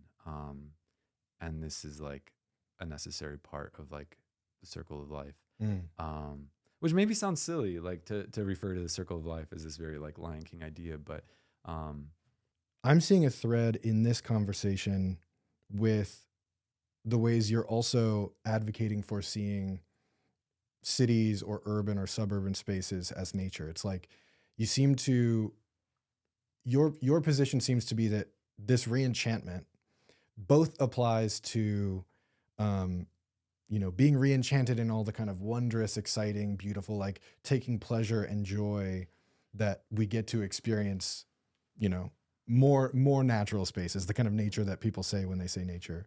Um, but also that there are dark and ethically problematic undercurrents that are inescapable. Like I'm thinking about even the lab grown meat example. Um, what are the cells being used to create the lab grown meat? And there's, I read recently that the smell of fresh cut grass is actually grass. It's the equivalent of their scream, like they're screaming in pain. And I know that that risks overly anthropomorphizing grass, but there are many people who believe that plants are conscious and intelligent. And then another example I'm thinking of is like, it's easy to fall into what I think of as a trap of thinking of mycelium as being like a purely kind of like socialist entity, which it has those capacities, but it's also kind of like an authoritarian dictator deciding, which plants need nutrients when, and which communications need to go where. And it's not that any one of these ways of thinking is wrong. It's that sticking exclusively inside any one of them robs you of the chance to grapple with the complexity. yeah. So I don't know. I'm seeing. Does that resonate with your thinking? It resonates so much, and there's also so much there that I wish we could have like the time to really explore that, because like this is another thing I talk about a lot, is that nature and animals are like perfect grounds to like project onto, and humans do. And like there are a lot of people who are like on the political left who are like, nature is queer, nature is like socialist, nature is, you know, these things. And the right for a long time has taken like nature as this justification for their worldview. You know, like people always refer to like Oh, right. nature when they're like, oh, well, being gay is not natural. And of course, like the response then is like, actually, there's a lot of queerness in nature, and there's plenty of gay couples in otherwise heterosexual, species. But I think it's so interesting that everybody like points to like nature as this thing that like will back up theirs. And while I do have my sympathies towards like, nature certainly defies like our own like gender and constructions, and I think it's certainly right to point out that like nature is very queer. It's also very fascist, as you said, and it depends like which species are we looking at, like in which way. And for me, like nature is fluid. You actually said nature is liquid when we talked on the phone, which I love. And I'm scared to say this because I don't have a source and I don't remember, but when I was in high school, I saw a documentary, and it was about, I think it was about bonobos. Mm. And I could be wrong, but people know them as like the egalitarians and, whatever. They're like solving conflict with like orgies or whatever. I don't know a lot about them. I've never like read about them. So just a caveat that I'm certainly not an expert. But I saw this documentary that there was researchers researching stress. And so they were looking at like hierarchies in nature. And they were like concluding what like we kind of know, which is like animals like raccoons on our diets are developing similar like diseases that like human, they'll get like high blood pressure, stuff like that. But in the wild, there are adverse consequences to mental health from like being bullied, being outcast, like having a hierarchy. So if you have like some dominant male who's a jerk, you're going to be stressed out. So that's what they were looking at. But then, man, this is so crazy. And I maybe we'll like fact check it for the podcast or whatever. But basically during the research, a group of like middle bonobos banded together, overthrew this like patriarch, killed him, and established like an egalitarian order for their particular tribe. And I think that is maybe one of the most important things we can think about nature, is that for them, if they would have written a book without that happening, they'd be like, this species is very, they're very hierarchical. They established these rigid, blah, blah, blah. But then if a researcher came and studied that same group afterwards, they'd be like, well, this species is very egalitarian. They love sharing, blah, blah, blah. But the truth is, like, under what conditions? And, is a lion friendly towards humans? Well, under what conditions? If he was raised like in a lion pack, sure. What if he was raised by humans? Well, then he's going to be very friendly towards the people who raise him. So it's a lot more fluid, and I think socially influenced, and like that matters to me in the way we talk about it, about animals. And yeah, I think like with that example of that documentary being like, the same species is not the same depending on like what circumstances they're in. And even with plants, like I think it's in Braiding Sweetgrass where she talks about like a kind of moss where like one researcher is like, oh, it's really low to the ground, it's really this. But then if you find it in another place, it's like flowering with a long stalk, because it has sunlight and it's not like in a deep forest canopy. And people do this all the time where like you're a researcher and you hear about this thing and you go, no, well, I know about that species. They're like this. And it's like, well, I've raised one of those and actually they're like this, which just for me means that like there's a lot more fluidity there. There's a lot more like possibility and emergence in nature. Um, and I tend to be the most like annoyed with the people who are really rigid. No, I know this. They're like this. Even saying like, well, I know about lions. They're not actually friendly towards humans. That's just in cases where like a human raised them. Well, yeah, but that's still a lion. So they still have this capacity. And so they're still like socially determined or like influenced. Um, so Yeah, of course. that's like kind of how I think about it. Why do you think this way of thinking about nature is important? Like you're spending so much of your time and life energy advocating across your writing, across your outdoor trips, and of course across, I mean, we can sort of laugh. It's like, oh, it's social media, but that's like, A, it's a ton of work. And B, that's a meaningful form of communication and community building. Yeah. Why is this view of nature so important to you? I have this idea of like a spell, and I consider this like trained into people, where you're taught that these things don't feel, don't think, all the time. And I think it has to be enforced because I think people actually tend to like really just intuit that beings like have their own sense of agency. But you have like adults being like, ha ha, Billy, like that's stupid. So you kind of like follow up on it. And then I see like the professionals who are like studying primates and can clearly see them like having these like intense um, relationships and behaviors, who have to like downplay it to themselves. Like what they're really doing is trying to appeal to the daddy figures in their field who would like give them approval for being nice, and like you're doing good telling little Jane or Bradley that they're ridiculous for thinking that they have personalities or deserve names.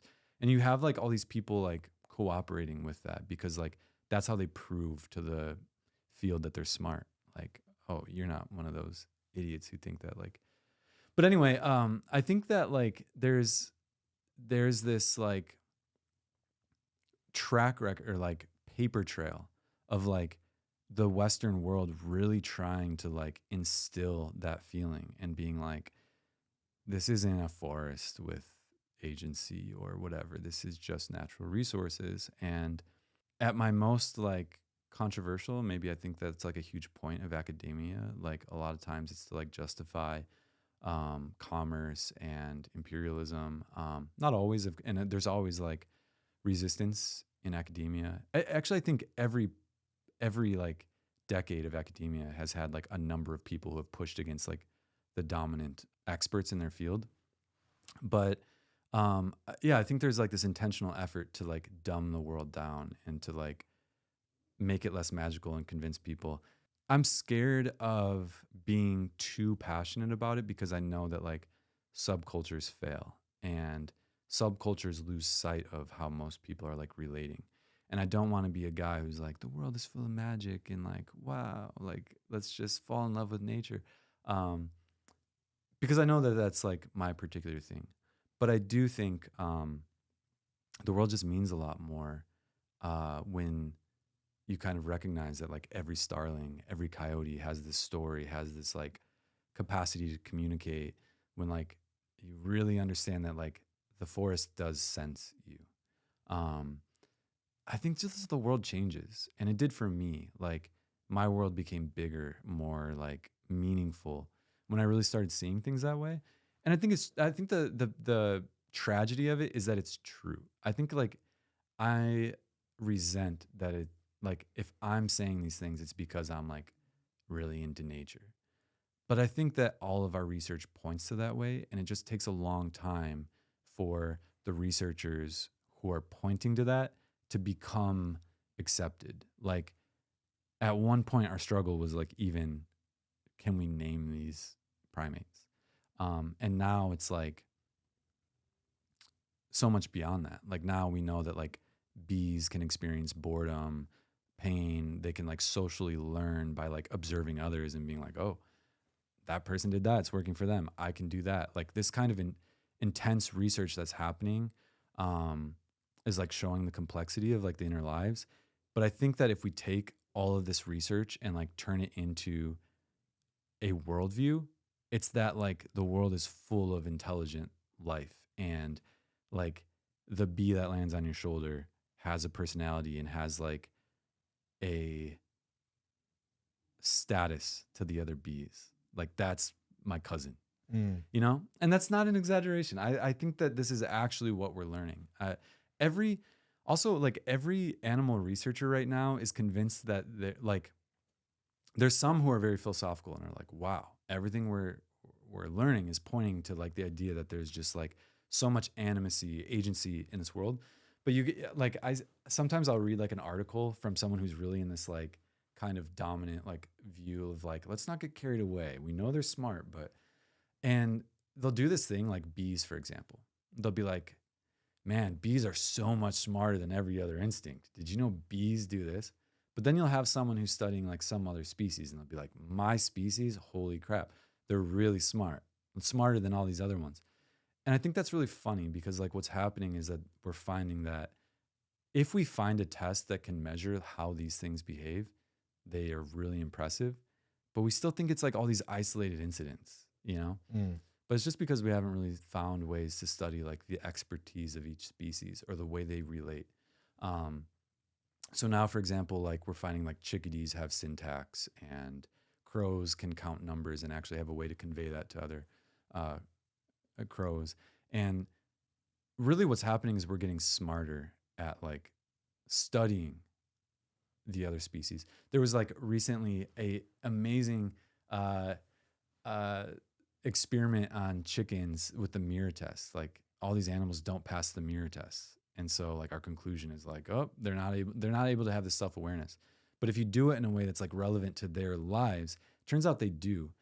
So this, I also maybe I shouldn't be like talking about studies unless I like brushed up on them beforehand. But this one was about like the recognition of like a chicken seeing in a mirror itself isn't calling out like a warning to other chickens because it can see in the mirror that it's just himself. There's no point in like giving a warning. But if in the mirror it can see that there's like a nearby chicken, it's calling out a warning even at risk to itself by like being loud. And so the researchers were like, oh, now that we've like studied the like mirrors with chickens in a way that like means something to them, we're finding that like they do actually have a sense for like what this reflection means, which is like, if it's just me, I need to be quiet when we like show a hawk or an owl or whatever. But if it's me and like on the other side of a wall or whatever, um, there's another one of my species over there, I'm gonna like warn it. Yeah, with like why do I care about this so much? I saw that people aren't very motivated to solve climate, environmental, or wildlife issues with doom and gloom. People don't really care what the New York Times says is the rate of warming. Um, some small portion of the population does care. They see that and they're like, "Oh no, I'm gonna do this or that," but it's actually like not that effective. And nature is not metal is like my attempt to be like, you should care because this is like something really beautiful and this is something you can connect to. It's something you're a part of. And I think the re-enchanting the world idea is like my way of being like, this is something that I think you do probably already care about. And I think relating to the world in a way that's like, oh, it's full of these kind of really magical experiences, is just a much better way to like motivate people. So in some way, there's like a part of it that's like mission oriented. Like I do want to save the planet, save the wild, so to speak, but I just don't think we're gonna scold people into doing that. Um, I think people are much more likely to build cities that protect coyotes, wildlife crossings, if they really learn to love coyotes rather than, oh no, like this could be bad if we don't. Um, so I think that's why I care, why I do it. Mm. How do you think through? Like, I know this was an issue with Smokey the Bear, was that um, some non-trivial amount of people came to think of bears as animals that were friendly that you could kind of go up to. How do you think about the educational aspect of like getting to some of those that getting to some of those questions that we had brought up earlier around predation and the raw like darkness, the darker sides of nature, and balancing those with showing the like playful or coordination oriented or connection oriented. That's a good point. I mean, one of my biggest fears is like with Thoro, it's this beautiful experience, and people are like, I want that. And um, there's no protections with starlings because they are invasive, so people could like rescue them. But actually, it's like very unethical for most birds. I mean, really, like the only birds I would want someone to rescue are basically starlings and house sparrows. And even then, there's ethical questions of like, what if you're releasing them in the wild when maybe we should like reduce the populations? Like, but more importantly, like I think people want to go out and rescue cardinals and robins, and it's oftentimes just very bad. Like so many people rescue animals that don't need to be rescued. Fawns are a great example of like their moms are coming back, so you shouldn't move them. If they're in the backyard, like huddled down, people I think really want to rescue animals that don't need to be rescued because it's a selfish like impulse to like have this bond or to have great footage of you like rescuing this animal. Um, so there's that ethical question I have of like, you know, um, you have to trust people not to do that, but am I contributing to people like really wanting to rescue like fledglings that are on the ground but actually should be there and should be left alone? Maybe. I'm not sure. I mean, I don't think the creators of Smokey the Bear content are like actually responsible for the people who are like, oh, there's Smokey, I'm gonna go pet him or something. Um, I don't think you can be responsible for every human who's gonna do something wild. But yeah, I do think like I try to communicate like you should not be rescuing birds unless you've like contacted a rehabber because most likely they're going to tell you to leave it alone or put it back in the nest, but not take it home. And if it's a robin, if it's a cardinal, definitely if it's like a bird of prey, it needs to go to a rehabber and someone who can like is trained to do that. So I do worry about that aspect. As far as like people seeing a lot of cute videos of like deers or whatever, um, I don't feel particularly like responsible for like what they're gonna do because I have seen like a lot of videos of people going up to like a deer and they're like, I'm gonna rescue it, and the deer just like gives them a hoof to the face. And for the most part, I think animals will do that. And people should know better, right? I don't know. I think that's how I think about it. But I don't share a whole lot of like stuff that isn't. Maybe I do. I don't know. I guess you'd have to tell me. I mean, I don't know your whole oof, but Yeah. I also agree with your point that like the the sort of there's a certain amount of responsibility if you're going to interact with wildlife to educate yourself. And you, Bradley, are not responsible for the sort of full sort of exposure to knowledge that somebody would need to go participate Yeah. in that way. This is making me think of something. Is there a takeaway or a set of takeaways that you've observed about how people relate to nature, or how where people's minds are in terms of nature, in running this account, which has become very popular? You're referencing earlier, one of the more complicated things you've observed in the kind of like um, more rigid approaches to protect nature at all costs. Are there other takeaways like that to running the account, that because you're exposed to such a large number of people interacting with different examples Yeah. of nature? Yeah, I'm trying to think of like what things I know there has been. I know I've like talked about before, like things I really learned. I definitely learned like categories of people. Mm, In the second essay I wrote on Substack was like grouping to people and like how they relate to nature and how they comment.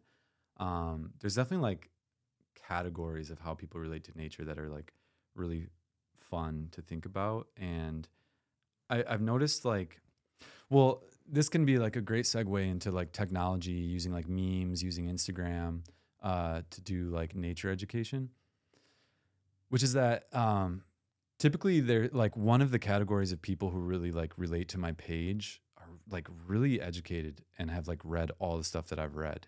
There are people who are like, there is no wilderness, and oh, like this, humans are a part of nature, and have like just really deep thoughts about it. And that might be like, I don't know, 10 to 20% of everybody who's like following me are people who are like reading a lot of literature on wildlife conservation and like critical philosophy, like people who would have read Carl Safina, for example, or like Donna Haraway, who talks about like uh, Making species. kin. Yeah. Yeah. Um, so people who have like a combination of philosophy and nature, like how people relate, I'm just getting a better idea. Like there are so many people who like really do hate predation and like have like also like vegan discourse.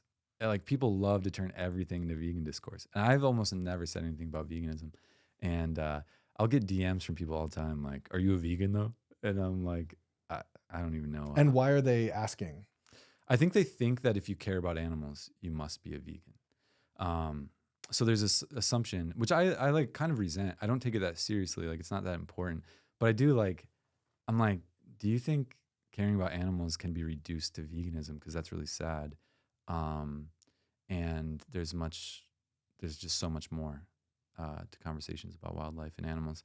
Um, and I'm not against veganism either. I just think it's funny that like a lot of people will just immediately turn it into that. And a lot of people are disappointed with me, like that I'm not a vegan. You know, yeah. So that's really interesting. You're like, but I'm also from the Midwest. You have Yeah. to understand. I mean, yeah, like I'm no more a vegan than an orca or anything else, but yeah, that the food systems thing comes up all the time, and that's like a main way that people relate to it. But the interesting things that about like using this platform and like technology, meme culture, is that memes are incredibly effective at communicating things. And I think like with social justice, with like environmentalism, memes are like this really easy way to communicate like a certain affective or intellectual position. Um, and so people will see memes associated with like their general like package of beliefs. Like, oh, these people share this meme. I probably think this way about nature. And it's really effective at like communicating ideas to a large group of people, um, but very bad at communicating nuance. And I was thinking about this recently because I was like, I've come to this place in life where I'm like very annoyed with like slogans, with like simple ideas, and then seeing like the use of certain accounts to like popularize ideas, and I'm like, wow, it's very effective, to like put conceptual ideas into like popular discourse.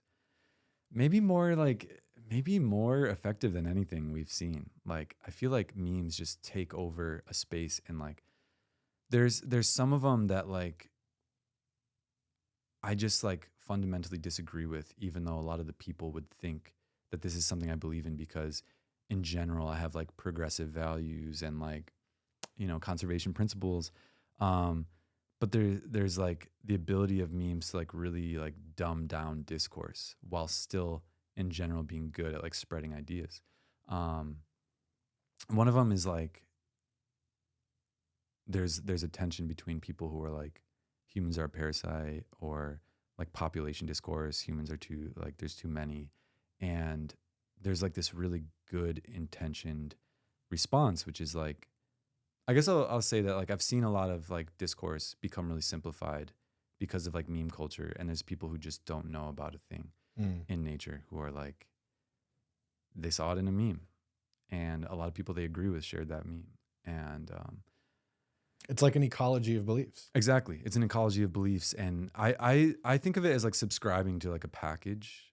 You're like, well, I do know that I have several of these things in this package, so I'm gonna like accept all these other things too.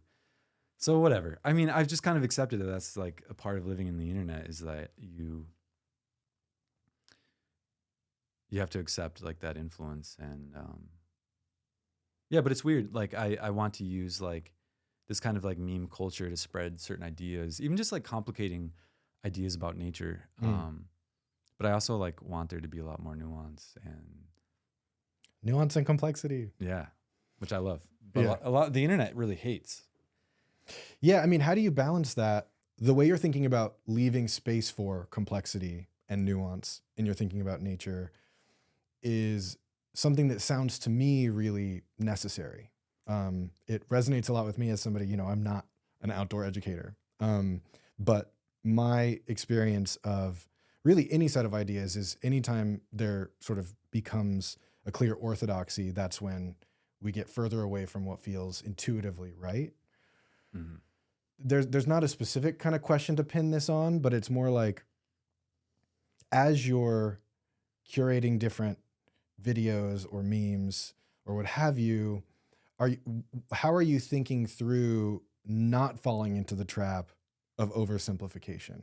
Like, how are you thinking through what can I do in this medium that's designed for like the quick hit and the dopamine rush, to make space for that nuance and complexity? And based on the response that your account has had, it's inarguable that you're having success. So I think there's how you're thinking about doing that from a tactical standpoint. I think there's lessons that can be drawn for Yeah. other accounts.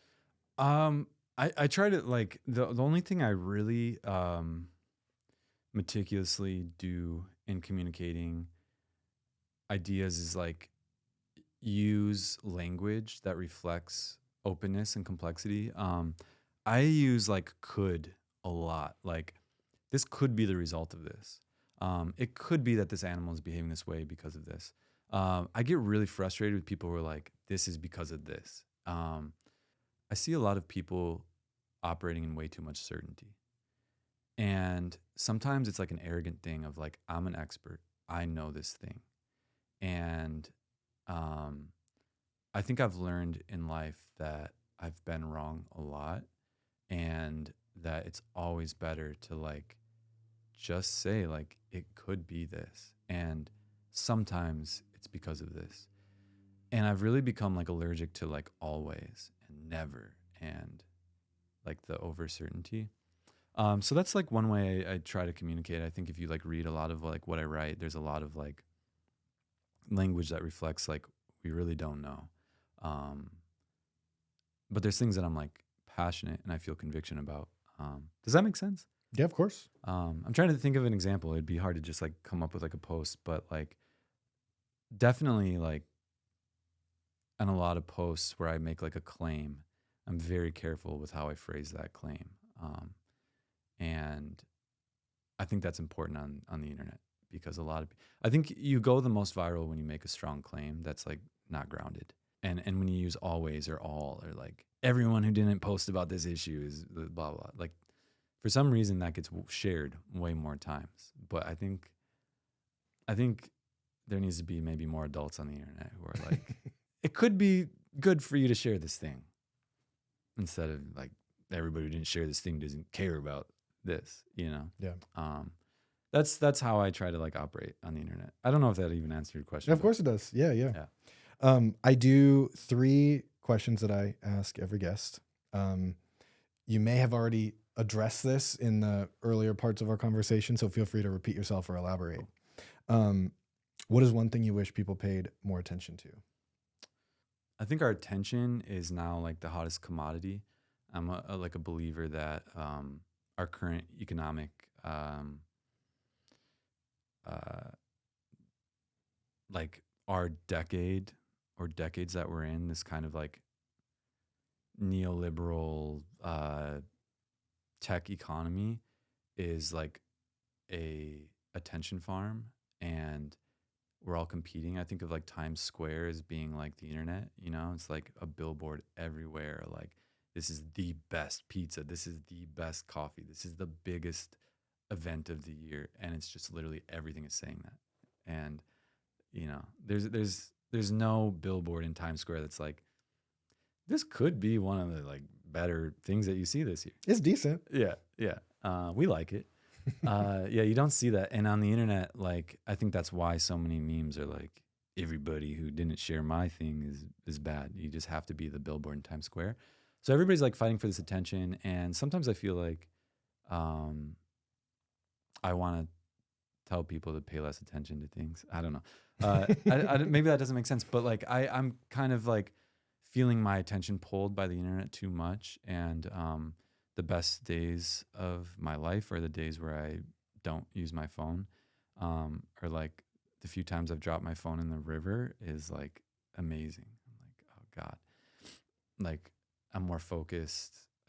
I think like there's a part of me that wonders how much like ADHD symptoms are like me having ADHD, or like I've been on my phone for the last 3 years. So like, of course my like attention is fragmented and I'm just like scatterbrained. Because I do feel like the actual symptoms go away, you know, like I'm like, oh, I can read a book for 4 hours, which I can't do right now because I've been on my phone too much. Like I try to read a book, I go like 30 minutes and then I need to like walk around the room and then go back to it. So yeah, I have like a weird relationship with like attention and the internet. Uh, when I first made the account, I was working an office job where I had like time and a phone, and so in between doing anything, I'd be like scrolling, and that's how I like found so much of the curation. And now it's really hard to get me to scroll, and I'm like shifting away from a lot of that shared content, that kind of curation, or just trying to get my friends to do the scrolling for me. But I guess to answer the question, like there's another book I'm really influenced by right now, which is called Plant Intelligence and the Imaginal Realm.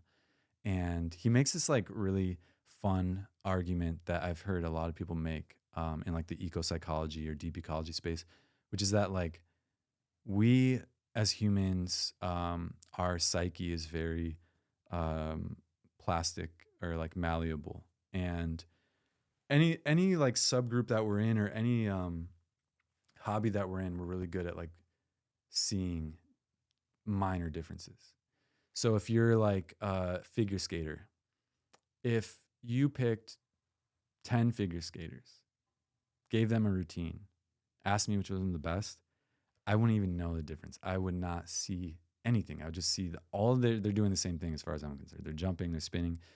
But if you had grown up figure skating, of course, you'd be like, wow, that person is really good. That person, not so good. Or like that person did a triple axle backflip. And that means something to you if you watch it. And so there's like people who talk about like ecology the same way. Like when you pay attention to birds, eventually you're like, that's obviously not a warbler because the body size is way too big, like, to your friend. But to another person, like, I don't know. It's a bird. Yeah, that's a bird. You just can't really tell the difference. And same thing with trees, whatever. And there's an anecdote in a book that I read that was like about a guy who could tell 20 different species of trees apart by listening to the wind through the leaves. So the sound of like the wind in the leaves of these different trees were different. And so he'd be like, that's an oak, that's a walnut, that's a maple, just by the sound. Like he could be blindfolded and know. That's just how much attention you're paying to things. So the point is, in plant intelligence, he's kind of talking about how like your brain starts to grow, and you develop those neural pathways according to what you're paying attention to. And we used to be really tuned in to ecologies because that was, how we were developing food systems and traveling, and so it makes sense that we had all this like navigation by the stars and knew when to pick something, because we were like so attuned to that. And I think there's something really rewarding about that. Like I could just tell people in LA like you should like pay attention to like plants and birds, and it doesn't really mean anything because most people's lives are in these like office jobs and stuff. And so I get it. Like your ecosystem is billboards and advertisements and marketing and entertainment industry. And so in some ways that's also nature. That's also humans creating this habitat, and you should be good at navigating that because that's what you live in.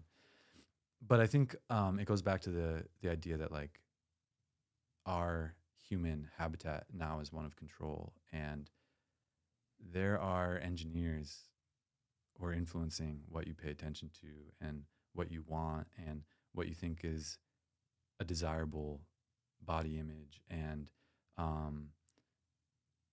there's something slightly different about going into the world and like observing other species, agencies, and desires and lives, versus like an entirely constructed one. There's nothing wrong with like knowing all the memes. I know a lot of memes that I'm ashamed at how much I know. So that's very much like, I'm basically that guy who knows 20 different trees by the wind, but for me it's like memes. I know what that's referring to, which sucks, but that's also fine. I don't think it sucks. Yeah, it's a communication superpower. I just don't like admitting that I'm online that much. I feel like that is who I am, so I have to own up to it, but I wish I could pretend I wasn't. Yeah, I wish people paid more attention to ecosystems just because I feel like quickly you start to like tap into something that just feels a little different and is rewarding. But it's hard to make that claim. But that's what I think. Amazing. And hopefully on like the trips that I plan for people, I can like really facilitate people like starting to notice things and patterns. The easiest way for people to do this, by the way, like people who are looking to develop like a relationship or noticing nature, like one of the first ways that people do this that like starts to feel like, ooh, I'm like learning, is seasons. Like paying attention to like what's in your yard at this time, like what's growing at this time, or like what does your body feel like in these different seasons? When do your joints hurt? Yeah, that's like often the first way that people really start to notice nature if they're like living in a city. I love that we got like two very meta high level questions and then we landed at ecosystems, which makes total sense. What's one resource you use to make sense of reality or that you recommend for making better sense of reality? One thing that I'm trying to do with like the Substack is talk about how like nature is a teacher. And at first it sounds very woo woo or just like hippie, like the wind is my teacher or something, and when I first heard people talk like that, I thought the same thing. But I think the more time I spent, the more I think it's true. Even in the way like talking about predation and shadows and stuff like really taught me a lot. Raising the bird like taught me a lot. Um, but yeah, I think going back to nature and like earth-based cultures, there's a tendency for people to think about earth-based cultures, indigenous cultures, pagan cultures in Europe, whatever it is, as like primitive or like, oh, they just didn't know as much. But they knew just as much. But like we were talking about before, it's just like it's a different habitat or different thing you're paying attention to. I mean, now we know as much about memes or like movie stars as they would have known about, their their ecosystem. But yeah, I think going down the journey of like learning about rites of passage and what people used as like teaching methods has showed me that like it really is advanced. I mean, sustainability is an advanced concept, and they were like years ahead of us. In some ways, we're very primitive in like rooting out everything that's alive, and how I'm making sense of the world has become very influenced by like the earth and earth-based cultures as a teacher, um, and it's like a path that I feel like doesn't benefit you.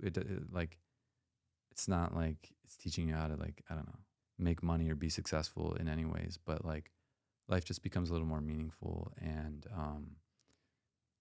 start to see things differently. So I think that's where I'm at with like what I use to make sense of the world. Got it. And lastly, what is one moment when your sense of reality was disrupted?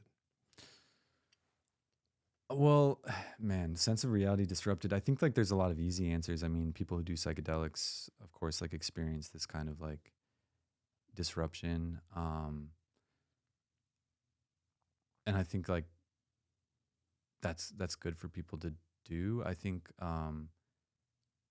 tragedy and struggle like really disrupt life in ways that like are horrible but end up being like sources of like growth.